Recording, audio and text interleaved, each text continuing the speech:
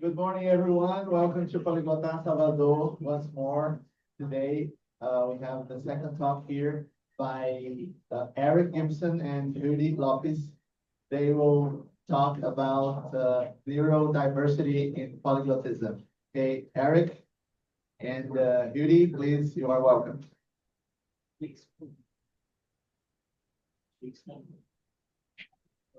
I don't know. So hello, good morning. I'm glad that you could wake up to come to this lecture. Yes, most of you look dizzy and hangover. I'm looking at you. Yeah. All right. So welcome, guys. This lecture, first of all, that was a result of a conversation that I was having with Hewdy. That was like a casual conversation about life in the universe. And then we came up with this. Have you ever noticed how people who attend language events, they are kind of different and nice? And then, yeah, maybe there's something there. Maybe we should dig deeper and understand that there is a pattern, right? And then we found out there is a book called The Reading Brain. That talks exactly about it. Yeah. So the reading brain is our main source for talking about it. And then we searched any other places and websites to come up with more details and data. And he brought beautiful maps for you. Yeah. And then we're going to talk about this. Yes. So if you ever found yourself a little bit off, odd, weird, different, maybe you should listen to us. All right, so to start, I'm Erick Gibson, and I'm neurodivergent. And he's also a bit weird, so.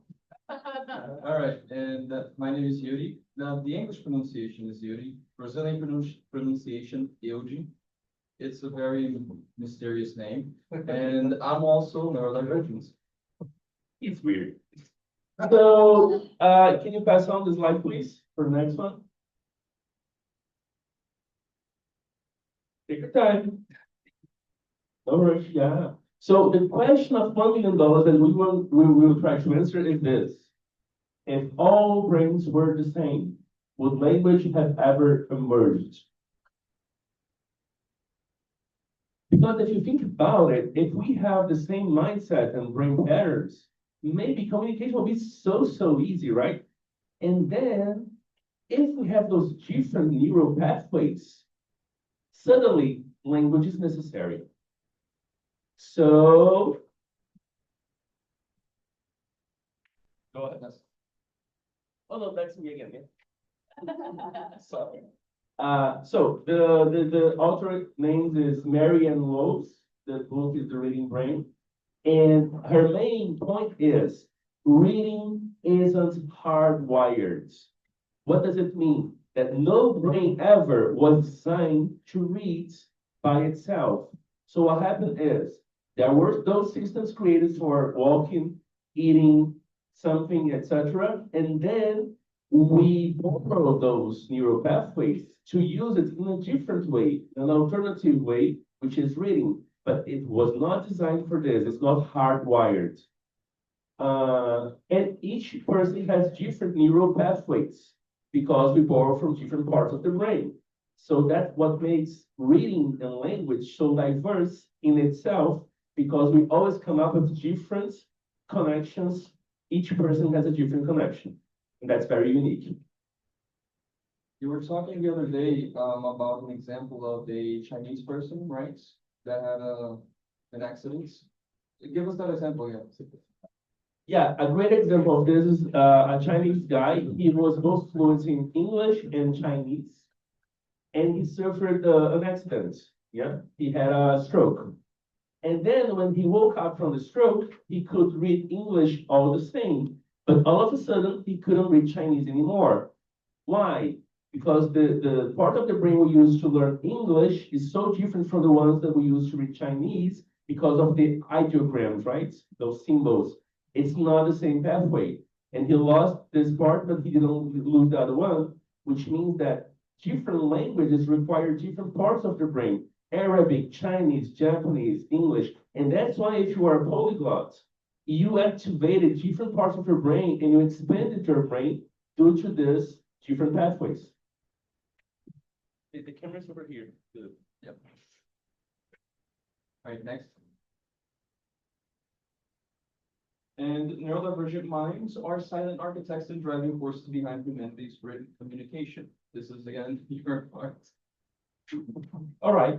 So the point is, as we have those different pathways and they are very unique, when you come up with creating language, you need a different type of brain. You need to have a hyperplasticity. And usually hyperplasticity is related to being a child.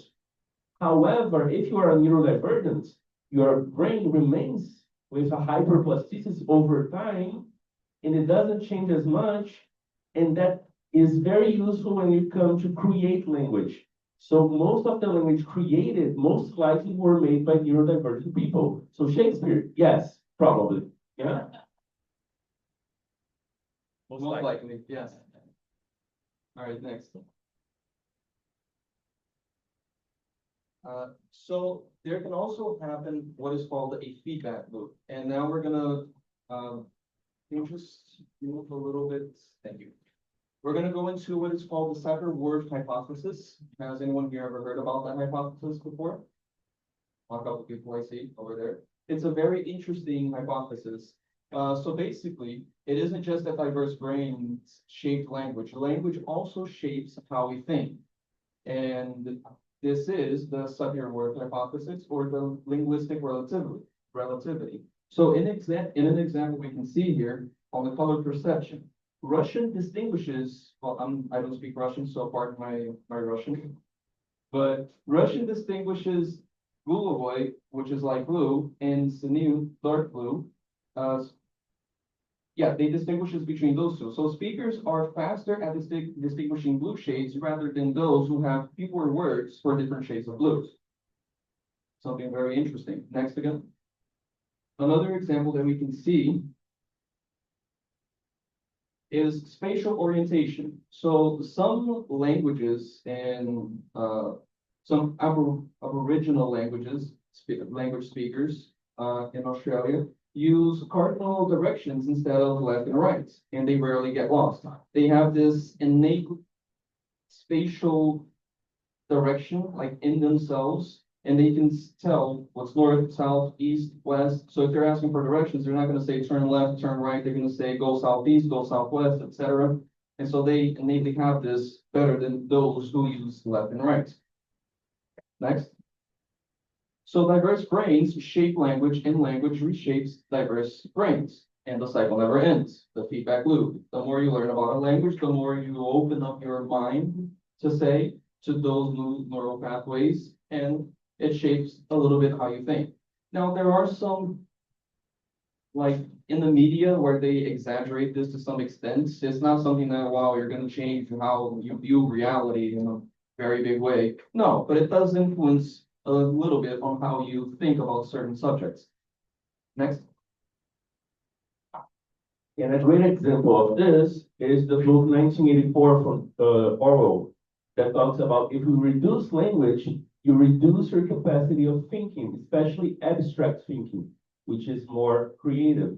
So in the book, the words good, excellent, wonderful would become good plus good, double plus good.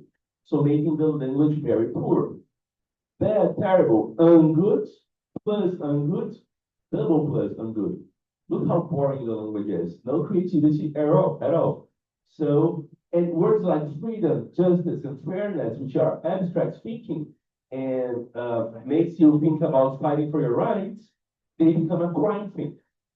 So the thought police will arrest you for crime think if you use those words. So you refrain from thinking about freedom, like in the Trump's US. And then that's very dangerous again, because you will reduce your capacity of abstract thinking, and that will reduce your communication. All right, so before we dive deeper into neurodiversity and polyglotism. First, let's take a look at what exactly is neurodiversity. So basically, it's brains that process information, stimuli, and patterns in atypical ways. And we have one example, which is the autism spectrum disorder, or ASD in English. Different ways of processing social communication and sensory information. We have ADHD, variations in attention, hyperactivity, and executive function. And giftedness, exceptional abilities, and different cognitive processing styles. And last but not least, we also have an example here of dyslexia, yes, which is alternative pathways for processing different languages. So basically, neurodiversity or neurodivergence is anyone who has a different way of viewing the world, basically. They have either what's the word? Like a disorder, basically, which can be any of these or any other, like bipolar disorder is also considered neurodivergence, and so on. Here we just put these four as an example, but there's plenty to go on. Let's go next. Let's talk a little bit about ADHD and the different phases that ADHD have. So maybe you will look at a person, for example, and see, oh, but he doesn't look like he's ADHD. He's not, like, he's very calm. He can sit still. He's not energetic. He doesn't have ADHD. But it's not necessarily just that. You can also be predominantly inattentive. So there's distractibility, forgetfulness, difficulty sustaining attention, and it's often under-recognized, especially in girls. We also have the type that is predominantly hyperactive and impulsive, which is motor restlessness, impulsive speech, and difficulty waiting. So this is basically, when you think of an ADHD person, the hyperactive one. And we also have the combined type, which is both clusters present in each presentation.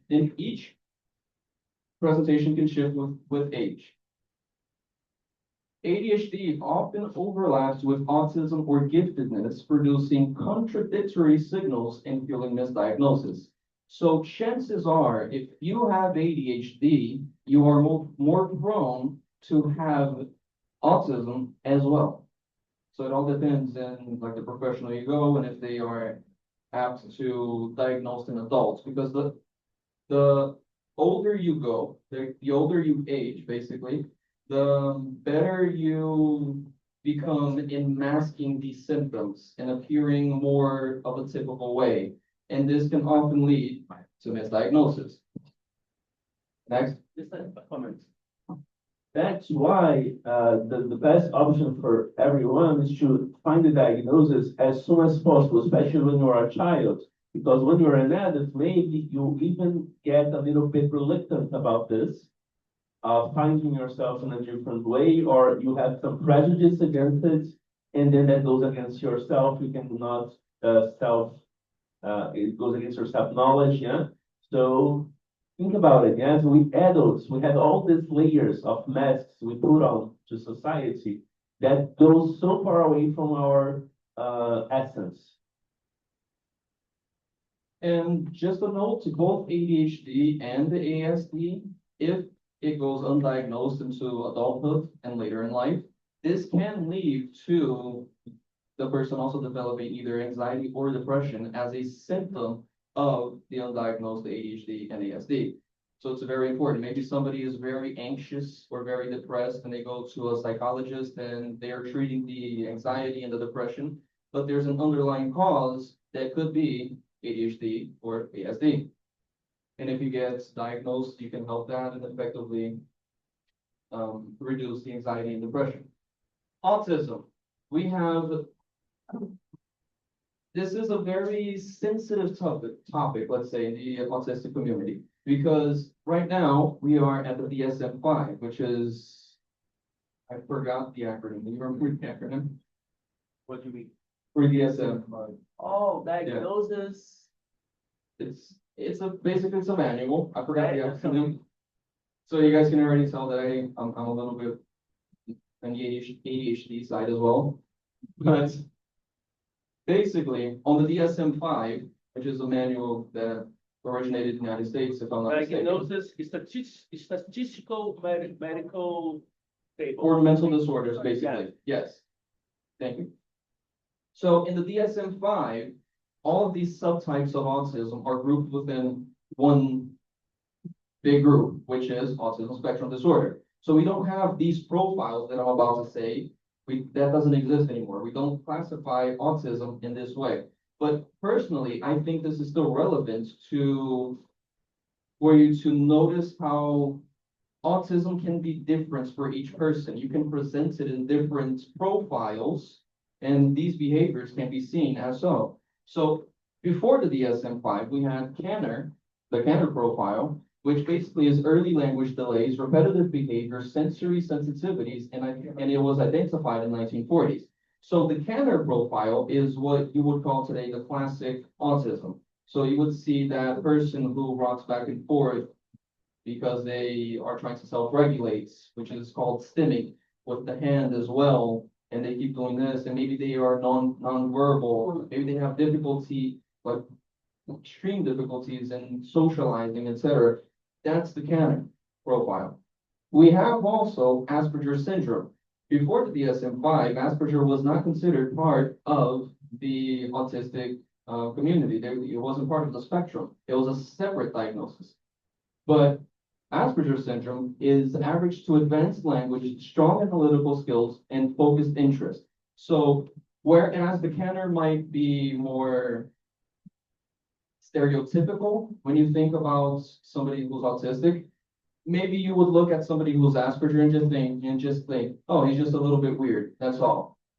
But even if he can present himself to the rest of the community, let's say, in a perfectly typical way, doesn't mean that he's still neurotypical. He still would have some other difficulties in some other areas.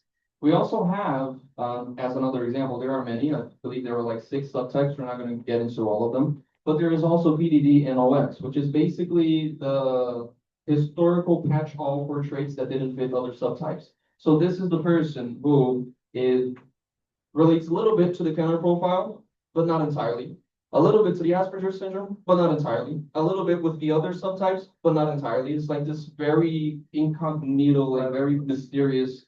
It just doesn't fit. So they just picked that, they took that person and they just put that person on the PDD and OS subtypes. Now, again, on the DSM-5, these don't exist, and it's all autism spectrum disorder.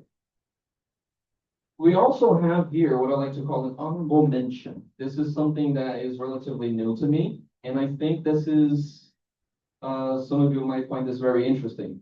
We have something that's called amplified autism phenotype, or AAP for short, which is subtler autistic-like traits that don't impair daily functioning, and it's often where everyone is a little autistic comes from. This is my personal opinion, this last part over here, because you would look at this person and again, you would just say, oh, but he's just a little bit weird. And the amplified autism phenotype is not a, let's say, an official diagnosis. You can't be diagnosed as this. It's not an impairment for your life. It just means that you have the genetic makeup and the predisposition to have autism or to have children with autism. So those who are AAP, they share a little bit of the traits with the autistic profile, but not in a significant way that it impairs their lives. And that's the most important part. If it doesn't impair your life in a significant way, then you're not clinically diagnosed with autism, okay? And continue. We're gonna get there. Next. There is something that's called a critical period, which is basically from birth all the way up to 8, basically where intense stress can magnify traits to clinical significance. So this is, for example, let's say that there's a father and a mother, they both are AAP, and they have a child who's also AAP. None of them are clinically diagnosed in the autism spectrum disorder because it's not significant enough. But if that child suffers an intense traumatic event or something very stressful, this can intensify what's already in there and solidify that so that it is clinically relevant and that child will be diagnosed in AHSD. This does not mean that that event gave him autism. It was already there. It just amplified and solidified. So it's going to stay there forever, basically. And if nothing happens during that critical period, then he continues AAP for the rest of his life and he doesn't develop autism. Yeah, so next. Here we have, for example, a case study, migration at age 7. Let's say that a 7-year-old moves from Brazil to the US. Everything familiar disappears overnight. And all his family, basically friends, gone. Goes into an unfamiliar land where he doesn't recognize anyone. He doesn't understand the language. He can't communicate. This can be traumatic for somebody who's 7 years old. And basically, year 1 would be survival. Let's say he goes to a school and he starts studying there. He can't communicate with his peers, nothing at all. And the teacher takes him away and bridges that gap, that language barrier, through Spanish, because Portuguese is not widely known in the US, especially, let's say, back in the early 2000s. And because of this, basic communication emerges. Year 2, he gains fluency. Intermediate English develops rapidly. But even so, he still suffered at traumatic events. Most of the people see him as an outcast, an immigrant, etc., somebody weird, doesn't make any friends, still can be traumatic. Year 3, mastery, full American accents. You wouldn't know he was an immigrant based on how he spoke. Next. So, for children with AAP, overwhelming disruption can amplify traits that were previously mild. Language becomes both the problem and the tool for survival, in this case. So, what is the cost? Memory loss in early childhood, identity confusion, intensified neurodivergent traits, and so on and so forth. And in case this wasn't clear, this is basically my experience and my own personal theory. I believe that I was most likely AAP at a very young age, but my move to the United States caused this because I have basically zero memories from Brazil before I was 7 years old. I even forgot how to write. Not completely, but I knew how to write in cursive. But once I got there, my writing skills digressed so far that I could only write all in capital and in, what's the opposite of cursive? I forgot. Yeah. Cursive, the cursive writing.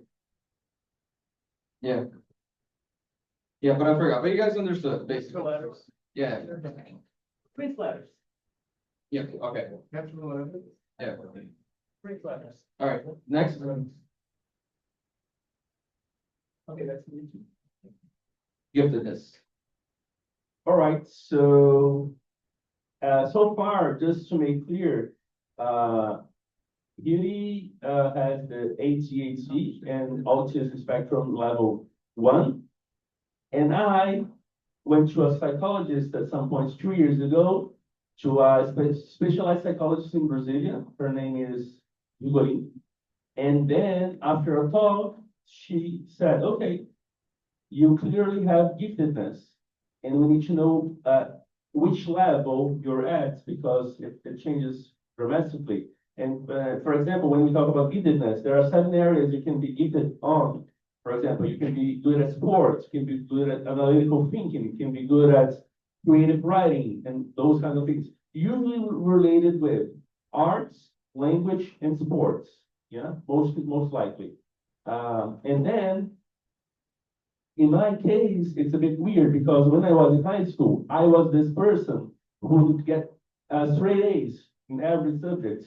And it was very, very easy for me. And people would look at me and say, how do you do this? It's like, I don't know, so easy. And then at the same time, I was part of the sports team of college, of school. I was part of the volleyball team. I was an athlete playing tennis. And I usually excelled at those sports. I got lots of medals. I have 2 tennis trophies. I was the champion of chess by the age of 15. And for me, I was just being myself. I was self-taught. Nobody taught me chess ever. I got a book, I studied it, and I was the champion. I was like, that's so nice, that's so logical. Everything is logical, but it was not. And I wonder how my parents didn't realize this by the time.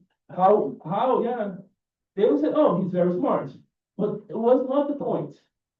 It was above average. And then I was always accepted in every little group, but I never felt like I belonged to any of those groups. I was hanging out with the sports guys. Not really. I was hanging out with people of the math and physics, but not really. So I was always with this sense of I do not belong to any group. And that's what giftedness is. Yes? You can easily fit in any place. There is this picture that when I saw, I thought of myself. It wasn't a slice of orange in the middle of I don't know, an apple, and it was like this. Only because you fit there, it doesn't mean you belong there, and that's very important. Yeah, so that's how I felt when I was a teenager. What else? So, what I want, my intention here is for you to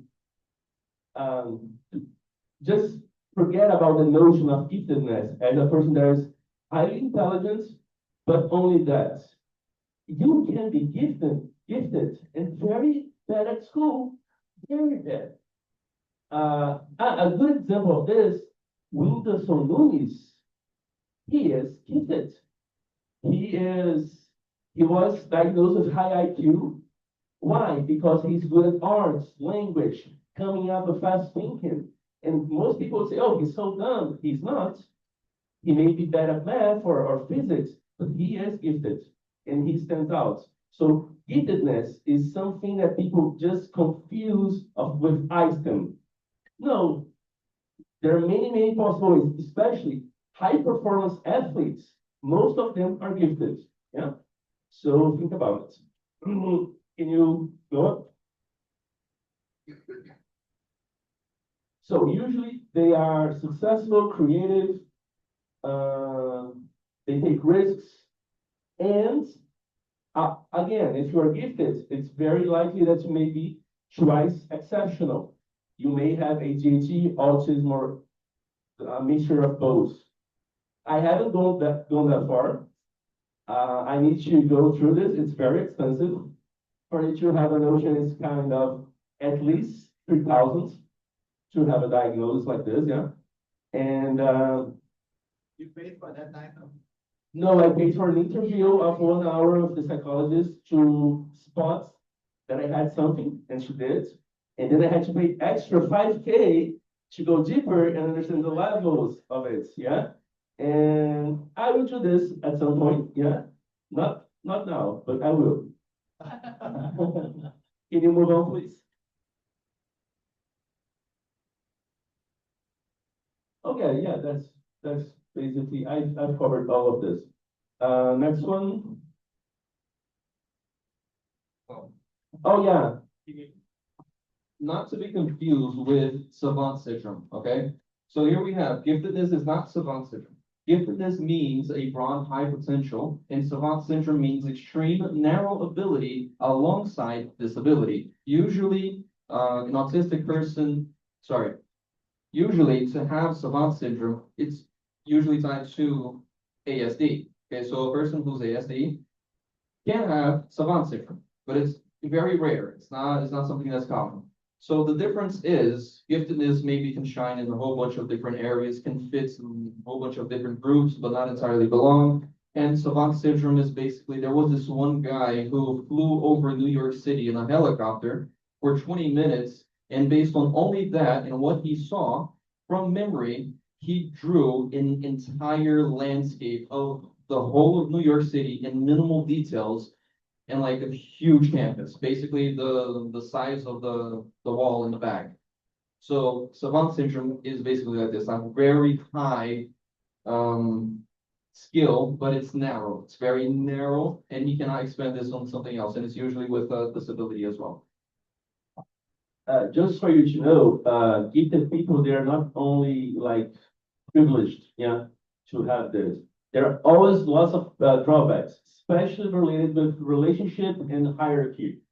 If you are gifted, most likely you cannot deal with hierarchy. You don't accept your boss telling you what to do because you think your boss is not smart enough to tell you what to do. And basically you confront them, not because you're aggressive, but because you think you can contribute at some point. I discussed with every single one of my bosses, always.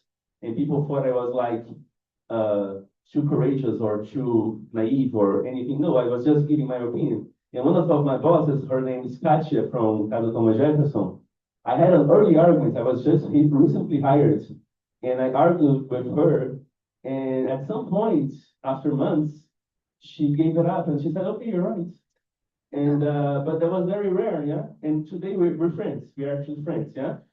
And, but because I do it respectfully, but I show my opinion. So if you are gifted, most likely you should be self-employed or an entrepreneur, because if you're an employee, you will get fired very often. One thing to note as well is, we put giftedness up here, but it doesn't have a clinical diagnosis. It's not a impairment to the person's life. It doesn't have a significant impairment for it to be a clinical diagnosis. But because of the way that gifted people see the world and behave, the neurodivergent community accepted gifted people basically as neurodivergent as well, because they view the world differently than neurotypical people. Just a comment. All right, so overlaps and masking effects. So as we talked about ASD can come with other diagnoses as well. We have here one of the most common, which is ASD and ADHD, which there is a term in the US that they like to call ADHD. So we have the AU from autism and then the HD, which basically means the combination of the two. ADHD's spontaneity masks autistic rigidity, results in exhaustion, mislabeling as lazy, and most oftentimes burnouts as well. This is where it can be a little bit tricky in the diagnosis because, oh, and he's too spontaneous to be autistic. Like autistic people like routine. He doesn't have routine, he's too spontaneous. So he's not autistic, but he can also focus. He does everything that he's asked to do, so he can't be ADHD. He's not hyperactive, he's very calm. So there can be this clash of symptoms where it can be very difficult for a diagnosis. We also have ASD with giftedness, advanced vocabulary, hides autistic difficulties, and creates pressure beyond social capacity and isolation. So again, it doesn't seem to be impaired at all. He's very smart, so of course he's not autistic. So, and there's also ADHD with giftedness. Curiosity clashes with distractibility and feeds the brilliant but lazy stereotype, and most oftentimes imposter syndrome. So this person can be like, oh, in the school, he has potential. Everybody says, oh, he has this very high potential to do something, but he's very lazy. Maybe he's not lazy. Maybe he just has ADHD, which oftentimes is because of the executive dysfunction. You have difficulty starting tasks because of a lack of dopamine. Neurotypical people have a baseline of dopamine, ADHD doesn't, which is something very interesting because usually ADHD people, when they take a stimulant like caffeine or energy drinks, that lack of dopamine goes up, hits the baseline where neurotypical people are usually at, and it calms them down because they know if you're relaxed, they are at that baseline. They can focus, they can do something, which is oftentimes why ADHD people like to self-medicate with caffeine. Helps them focus. Doesn't necessarily give them energy. Maybe it does, maybe it even gives them calmer. Yeah, they become calmer and maybe even sleep. Funny story, one time I was preparing for the ENEM test here in Brazil, back in when I was a teenager, back in school. And I always had a problem of sleeping whenever I was in a very calm place that didn't have lots of stimulus. And this is something very common with ADHD people. It's something called intrusive sleep. If you're in a place and there's a lack of stimuli, and even if you want to pay attention, if you think that it's something interesting, if you're just sitting there in a very calm environment with air conditioning and everything and doing absolutely nothing, your brain will think, oh, this is a safe place, we're not getting stimuli, let's conserve energy. And you fall into this deep sleep. Basically, you cannot fight this for the love of your life. So this can be in school, this can be in church, this can be in any place that has this pattern, basically. And most oftentimes people would judge me and say, oh, he didn't sleep well last night, he stayed up playing video games all night, or this is just a lack of respect. The person is up here saying something and you're up there dozing off, like just very rude of you, but it's something that I couldn't physically control. I had no control whatsoever, and the maximum that I could do to try to keep myself from sleeping is what Brazilians call fishing. You can translate that, yes. So basically, that's the best I could do. And then people, I will still get noticed. But yeah, brilliant but lazy.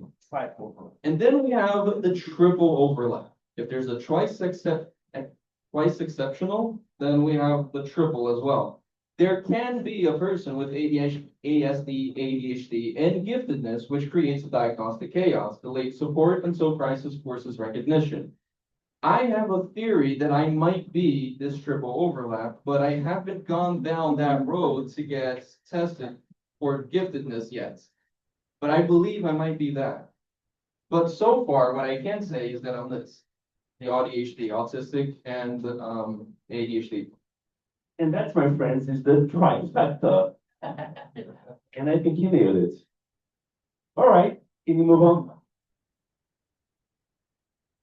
Oh, so he brought those beautiful mind maps so you can understand what we're talking about by drawing it. All right, this will help visualize and like to process what exactly, go back one. Yes. Why some people might say or identify with some of the autistic traits or ADHD traits, and they might say something in the lines, oh, but everyone's a little bit autistic, everyone's a little bit ADHD. Yes and no. First off, the neurodivergent community doesn't like this phrasing specifically because it tends to undermine the difficulties that those who have autism or ADHD experiences. But I understand it comes not from a place of trying to diminish the person, but maybe from lack of knowledge on the topic itself.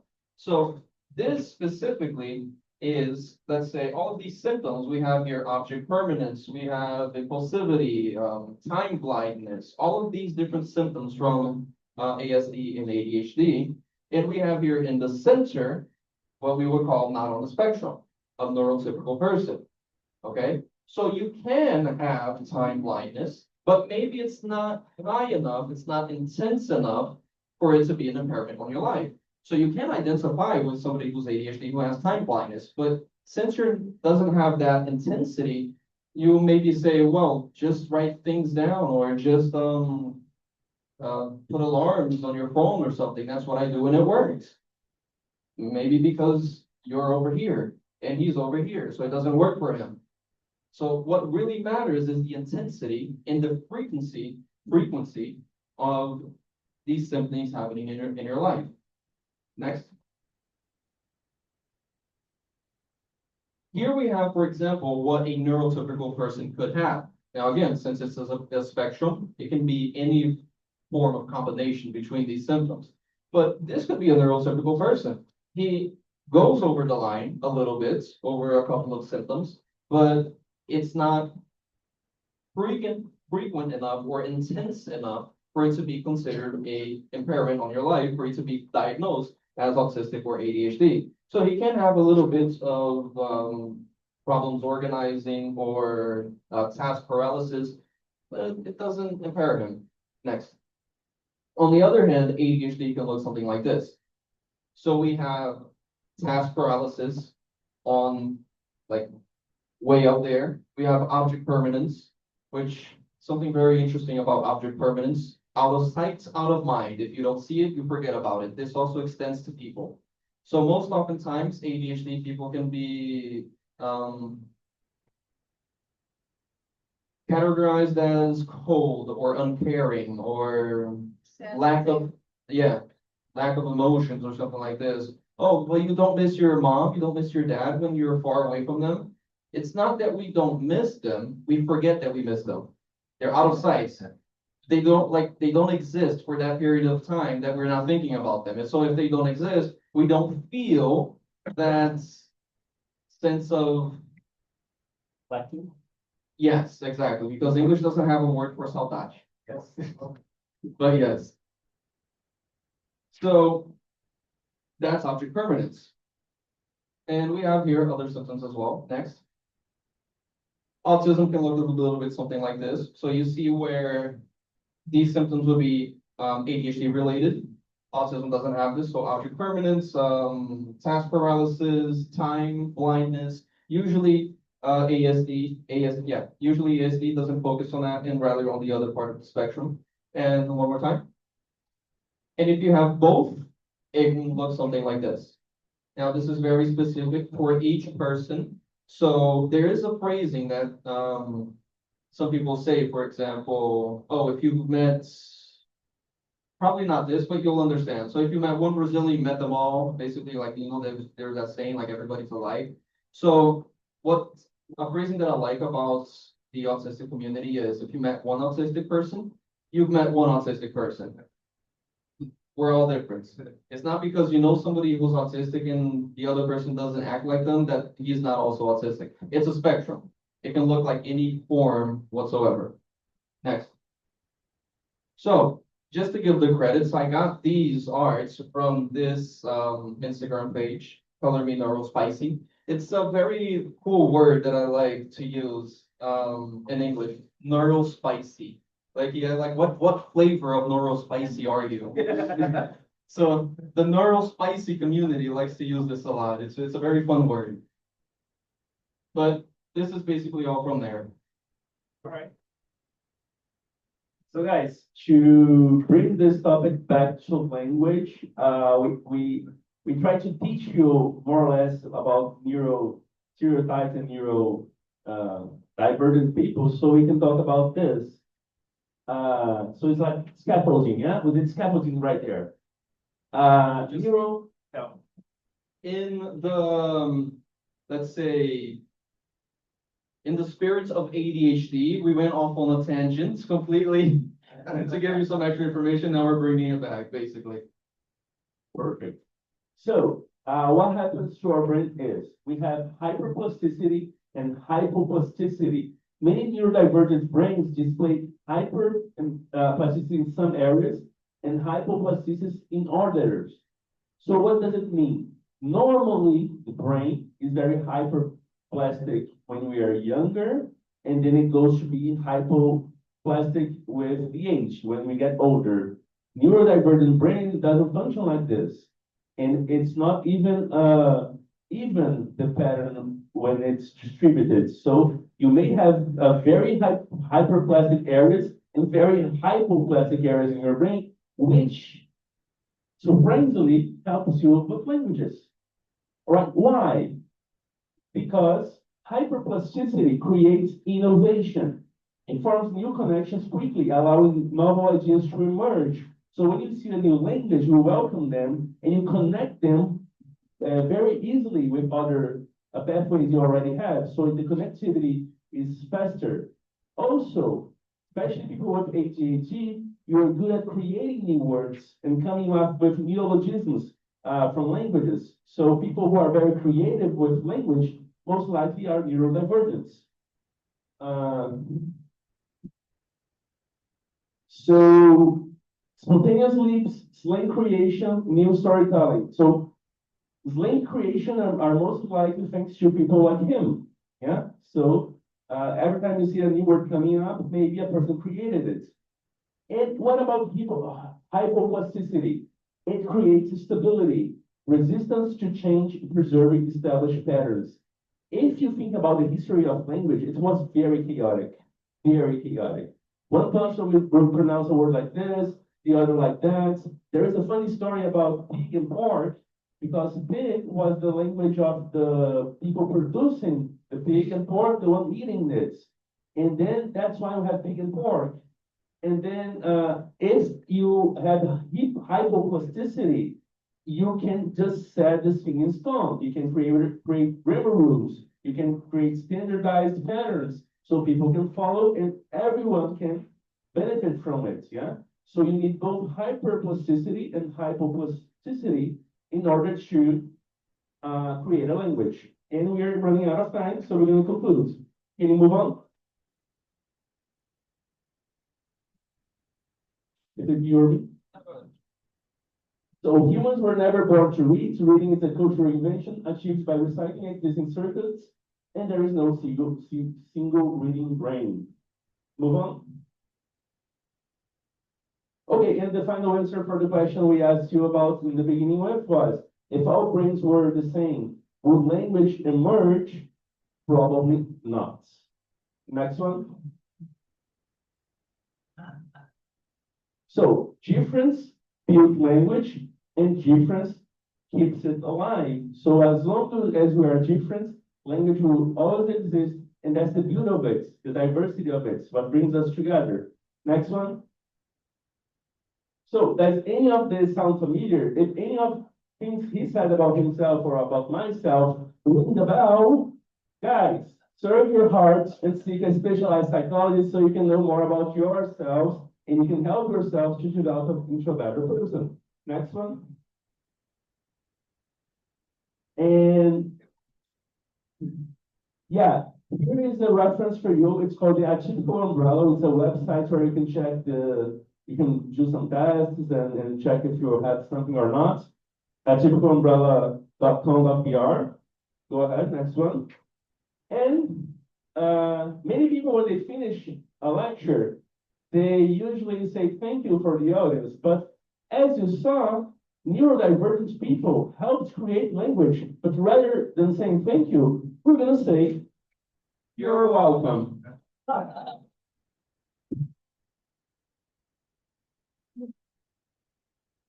So I must say thank you, guys.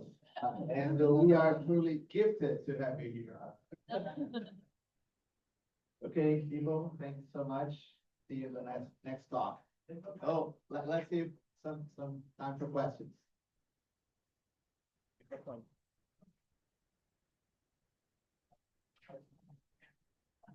I just want to comment that I hated your presentation because things that we were talking earlier, like, oh, that's nice, that's nice. You show it and say, oh, this is autism. Man, you broke the magic, you know. We thought that we were like, we're friends, we have this bond together. No, this is autism. Man, I hated how I identified with most of the things. Really? Yeah, now I'm scared because now I'm scared. And that's all. I was spicy. Me. I do have a question. Yeah, I'm not sure. Só mais um ali, só mais um ali.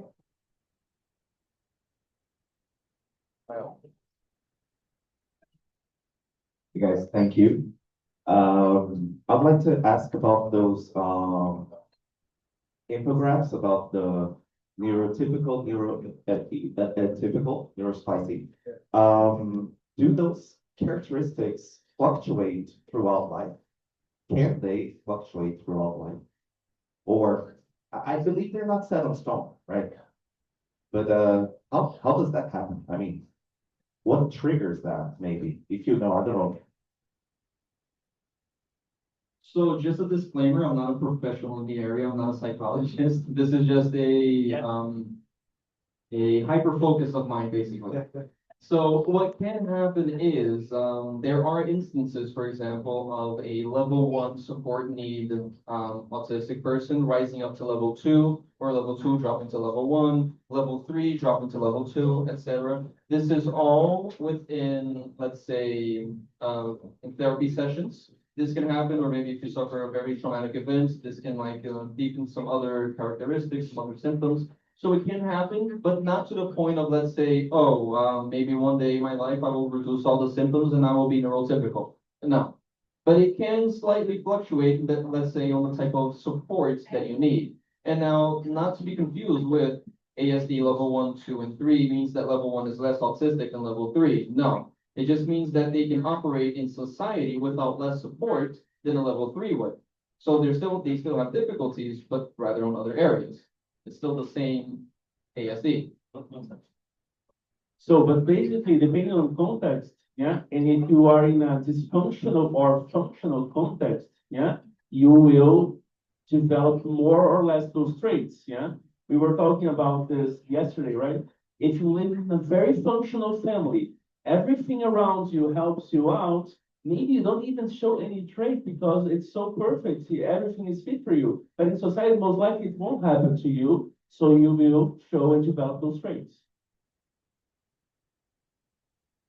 A good example of that is, I was raised in a very functional family, but my brother has the Asperger's syndrome. So my parents were always like focusing on him, on how we could, make things easier for him. And like, I have, four other siblings, so we are a big family. And since everybody was so focused on him because he needed more support, right? Since a very young age, others were just fine. So I was very outgoing, very like functional. I was an athlete in high school as well. And then later, I was recently diagnosed with giftedness and ADHD as well. So since everybody was so focused on my brother because he needed more support, the others were just, okay, we were just carrying on. And at some point, I kind of realized that okay, maybe I need some support as well. Because some things happen in life that I was, okay, I don't know if I can handle that, like in a functional way. So that was basically it. And that was the perfect testimony because if you have siblings with autism or relatives with autism or any other disorder, you should check yourself because most likely you have the gene at least of it. So if you don't have it, maybe your children will have it. And then you have to keep an eye on that. And guys, we are out of time. Thank you so much.